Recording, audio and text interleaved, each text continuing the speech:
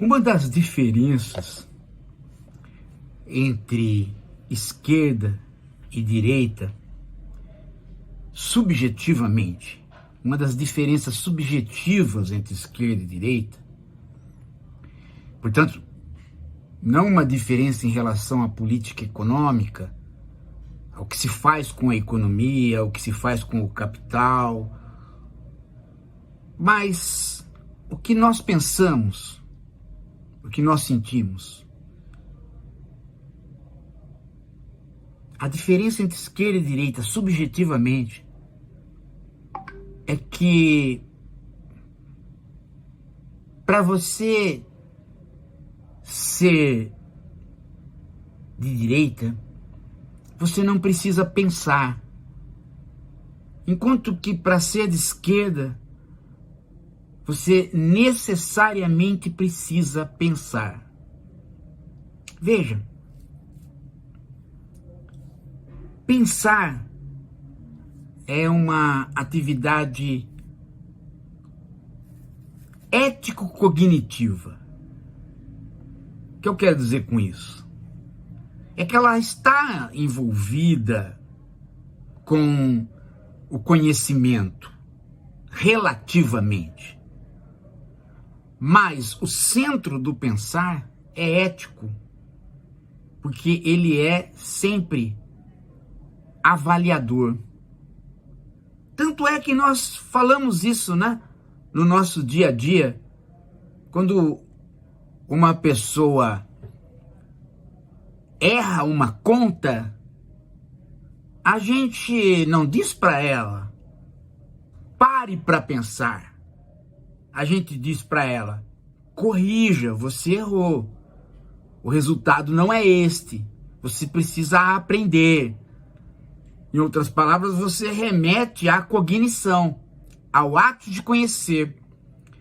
Mas quando uma pessoa faz algo moralmente errado ou começa a se encaminhar para algo moralmente duvidoso, o que você diz? Você diz, epa, é melhor você parar para pensar. Pensa nisso. Pare para pensar. Você devia ter mais consciência. Você não remete diretamente à cognição. Você remete diretamente à avaliação no campo ético. De modo que, quando você está na direita, as avaliações estão ali, né? Todas elas já dadas.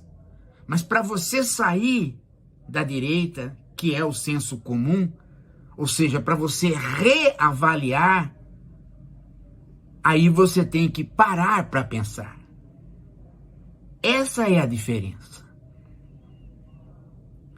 Eu estou dizendo isto porque apareceu um exemplo disto na imprensa que tomou uma certa popularidade e isso nos ajuda aqui a fazer esta distinção, nos ajuda a ensinar esta distinção. Foi o exemplo do que ocorreu com a atriz Beth Faria. A Beth Faria está assustada no Rio de Janeiro com os arrastões em Copacabana. E mais assustada ainda com o fato de que os moradores de Copacabana resolveram fazer milícias para ir prender gente que faz arrastão. Bom, arrastão no Rio de Janeiro tem vídeo desde os anos 70, né? Mas enfim, a questão toda é que a hora que ela pôde se manifestar, ela se manifestou da seguinte maneira. Acho que vocês chegaram a ver, mas eu vou repetir. Eu até coloquei aqui para repetir sem criar nada, né? Ela disse, por trás dos arrastões em bairros como Copacabana e Ipanema, ela disse, abre aspas para Beth Faria, os filhos do Bolsa Família que não fez controle de natalidade.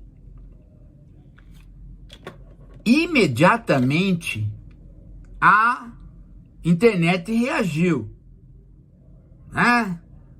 E a Beth Faria teve a coragem rara e a grandiosidade de dizer, eu errei, eu não deveria ter dito isto. E aí ela disse,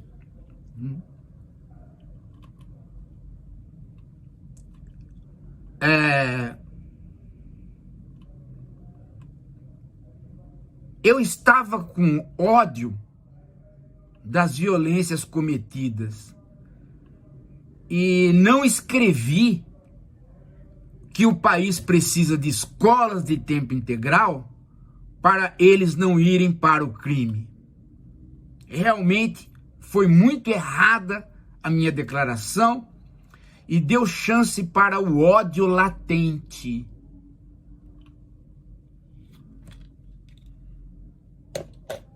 Eis o que eu estava dizendo. Se ela tivesse parado para pensar, ela teria ido para a esquerda. Como ela falou sem pensar, ela reproduziu aquilo que está no ambiente dela, aquilo que ela está ouvindo, aquilo que é fruto do preconceito de classe na qual ela vive. Vejam que ela sabe, mas não fez. Só fez depois, quando parou para pensar, avisada pelos outros. Ela não precisava ter feito isso. Não vá vocês acreditar que a Beth Faria tem medo de ser cancelada no Twitter ou nos meios de comunicação. Uma pessoa que tem a carreira que ela tem e a segurança que ela tem como atriz, hoje, né? Se fosse quando ela estava começando, até podia ser, mas hoje ela simplesmente poderia dar de ombros, não responder nada, deixar passar, ou simplesmente responder qualquer coisa. Não. Ela parou para pensar e ela viu que ela não é aquilo que ela falou. Ou se é, ela não prefere ser aquilo, ela prefere ser outra coisa. E a hora que ela parou para pensar, ela transitou. Ou seja, ela conhece os dois discursos. Ela conhece o da direita e conhece o da esquerda. E ela admitiu que o da direita era ódio latente. Ou seja, eu tô apertado aqui, né? Tô me assaltando e tal. E aí eu falo qualquer coisa. Qual qualquer coisa? Aquilo que tá no comum da classe a qual pertenço. A classe média carioca. Então fica bastante claro aí, gente. Bastante claro. Que para ser de direita não precisa pensar. Basta reproduzir aquilo que está girando nos jornais neoliberais, nas classes sociais que possuem mais capacidade de comunicação e que, portanto, fazem a cabeça das outras classes, dos setores conservadores que apitam toda hora o mesmo discurso. Isso que a Beth Faria falou tem séculos. A ideia da engenharia social, né? Duas ideias estão implícitas aí que correm solto na classe média já há muitos anos, desde os anos 40, 50. Primeiro, não se ajuda pobre. Não se dá esmola, nem o Estado deve ajudar. Nem igreja, nem Estado deve ajudar o pobre. Por quê? Porque o pobre é vagabundo e ele se acostuma e não trabalha mais. Esse é o primeiro elemento que está na nossa cultura, né? E que está impregnado na classe média. E cada vez que você encontra alguém que você pode fazer essa acusação, você toma este caso individual como uma prova desse preconceito. Segundo, também tem a ver com engenharia social. A ideia de que se todo mundo fizer planejamento familiar, se todo mundo tiver pouco filho, essas famílias vão viver bem. Como se fosse, né, os muitos filhos que fazem com que um país pague muitos para um e poucos para outro. É justamente o contrário. É justamente por conta das famílias terem bastante filhos, né, que um país tem força de mão de obra. Países com poucos filhos se desesperam. Começa a ter que importar pessoas. Começa a ter que dar casa para as pessoas mudarem para lá.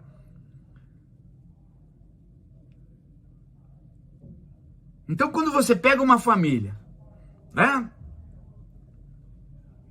com 7 filhos, e você está numa família onde teu pai teve só você ou mais você e seu irmão, aí você fala, meu pai foi inteligente, né, pôde dar mais para mim. Olha esse aí, com 7, não pode dar nada para ele.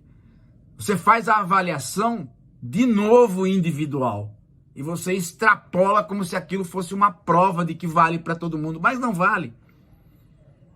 Não vale.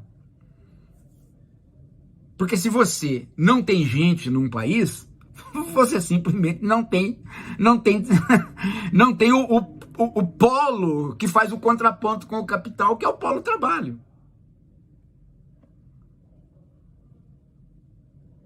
Então não é, né, pela restrição de nascimento que você vai conseguir elevar a condição de vida das pessoas. Até porque o cálculo do professor Dalbor é que se nós tivéssemos uma divisão das riquezas no Brasil, nós teríamos 11 mil reais para cada família de 4 pessoas. Justamente não temos 11 mil reais para uma família de 4 pessoas, porque tem gente, né, que abocanha aqueles 11 mil reais de seu. Ou seja, há uma distribuição de renda completamente furada no Brasil. Primeiro, porque o capital financeiro domina. Segundo, porque nossos impostos não são progressivos. Cobra-se mais do pobre do que do rico. Terceiro, porque o nosso país se desindustrializou e a agricultura não trabalha para o mercado interno, ela trabalha para ganhar em dólar para o mercado externo. E outros fatores mais. Então, se você pensa, você para e diz, espera aí, o que eu falei, não, eu não sou assim. Eu conheço outros discursos. E aí, você pode transitar para a esquerda. Você veja que num primeiro momento, o passo foi ético-moral. Eu paro para pensar e vejo que eu fiz uma avaliação baseada no ódio e transito para a esquerda, porque parei para pensar. Mas no segundo momento, este parar para pensar sai do campo ético-moral e se torna um ato cognitivo. Eu preciso conhecer mais para poder ficar na esquerda. Ou seja, eu preciso me envolver com as raízes do arrastão, com aquilo que causa a pobreza, com aquilo que causa o banditismo, com aquilo que produz pessoas, como no caso do Brasil, do chamado jovem que nem trabalha e nem estuda. Simplesmente ele foi jogado para fora do próprio sistema capitalista. Então são Então, isto é que é preciso entender para você não ficar nos dias, né, que vão passando, você ficar circulando em torno do senso comum. Quer um exemplo? Hoje eu recebi uma série de pessoas do canal, pessoas da esquerda reflexiva. Ai, professor, olha como o Bolsonaro, ele tá lá na Argentina, todo mundo gosta dele, olha a imprensa, olha como tem gente que fala dele. Quer dizer, as pessoas não percebem que auê de imprensa é a mesma coisa do auê do senso comum que fez a Beth Faria endossar aquilo que ela não pensa, endossar aquilo que ela não quer ser. É a mesma coisa. Daqui a uns dias, acaba a festa do Bolsonaro, ele volta para casa, se torna inelegível de novo e tem que ir buscar o dinheirinho da mesada com a mulher, que por sua vez está com o maquiador e com o Costa Neto. E talvez ela fique com o Costa Neto e entregue o maquiador para o Bolsonaro, porque parece que é esse tipo de quadrangular que está girando. Uma coisa, né, degradante. Então está faltando, né, eles quatro arranjarem uma mulher morta, dado que a necrofilia também faz parte da educação bolsonarista. Mas isso é o auê da imprensa. Ele foi lá na Argentina para isso. Ele foi lá para comemorar a vitória de um cara de direita e que ele nem sabe do que se trata. Por quê? Porque eles foram para uma reunião e o cara simplesmente não perguntou nada para eles. O cara falou dele e dele. E todos ficaram escutando um papo de mais de meia hora do Milei repetindo o que ele falou na campanha para brasileiros ali. Ele não fez uma pergunta a respeito do Brasil. Ele não fez uma pergunta a respeito de articulações entre ele e a direita brasileira. Ele não fez uma pergunta que possa levar o Bolsonaro, ou não o Bolsonaro que é inelegível, mas o PL, a fazer qualquer ponte econômica entre empresários brasileiros e empresários argentinos. Nada. Nada. A visita completamente inócua apenas para tirar foto. Nem de política eles falaram. Eles simplesmente escutaram o Milei fazendo campanha na cabeça deles, falando aquilo que ele já falou na campanha. Um pouco menos entusiasmado, né? Porque não tocou em dolarização, muito menos em fechar Banco Central. Então, o auê da imprensa, gente, pode ser feito à esquerda ou à direita, não é isso que deve nos interessar. O que deve nos interessar é como é que você passa da direita para a esquerda. Como é que você faz a transição, se a transição exige que você pense. Então, o trabalho da esquerda reflexiva é fazer pensar.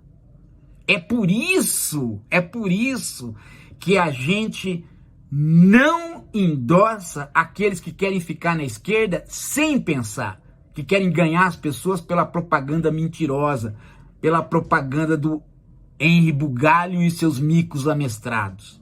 Não é pela propaganda. Não é por você receber um dinheiro e fazer vídeos de esquerda. Isso não é ser de esquerda. Ser de esquerda é você ser capaz de pôr em questão a tua posição para você pensar e aí você transitar a partir da sua reflexão, que foi o que fizeram com a Beth Faria. Chamaram a atenção dela E ela parou para pensar e ela viu que ela tinha condições de fazer o trânsito. E ela viu que ela não queria ficar naquela posição que ela estava. Aquilo não era a verdade dela. Agora nós temos que fazer mais. Nós teríamos que fazer mais. Nós teríamos que fazer a pessoa transitar, mas ao mesmo tempo, uma vez que ela transitou, investigar com ela o porquê é que ela está na esquerda. O porquê é que ela não quer ficar na direita. Então, aí é que vem as razões pelas quais existe a injustiça social. As razões pelas quais existe a pobreza. As razões pelas quais alguém pega o caminho do crime. E aí você tem que fazer uma investigação. Aí o pensar junta-se ao conhecer. E é isso que nós, da esquerda reflexiva, sempre quisemos fazer aqui. Daí a técnica, a tática, a estratégia, ou digamos assim, o compromisso de sempre colocar mais e mais narrativas. Colocar narrativas à esquerda, mas não colocar só uma, colocar mais outra, para que a gente possa, né, saber se as razões que nós estamos oferecendo são boas razões. O filósofo Robert Brandon, um filósofo americano, ele sempre diz: filosofia é um dar e pedir razões. E é isso que a gente tenta fazer aqui.